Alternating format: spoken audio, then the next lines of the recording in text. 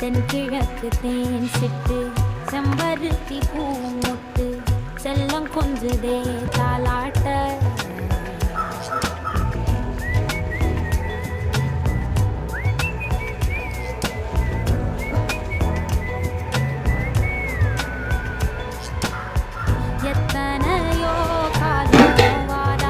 ശംഖുപുഷ്പം പൂവ് പറിച്ചെടുത്തുകൊണ്ട് വന്നിട്ടുണ്ട്. ഇതിതാ ഇന്ന് കലത്തില് വെളിയിൽ അടുപ്പിലാണ് ശംഖുപുഷ്പ വെള്ളം തിളപ്പിക്കുന്നത്. അപ്പം എന്താ ഇതിലോട്ട് ഇട്ട് കൊടുക്കുക. നമ്മൾ സ്ഥിരം അവിടെ ശംഖുപുഷ്പ വെള്ളം കൊണ്ട് കുടിക്കുന്നത് വല്ലപ്പോഴും പതിമുഖം വെള്ളമായിട്ട് കുടിക്കാറുണ്ട്. കൂടുതലും ശംഖുപുഷ്പവും രക്തശുദ്ധിയാവാനും വെള്ളത്തിനും നല്ല അടിപൊളി ബെസ്റ്റ് സാധനമാണ്.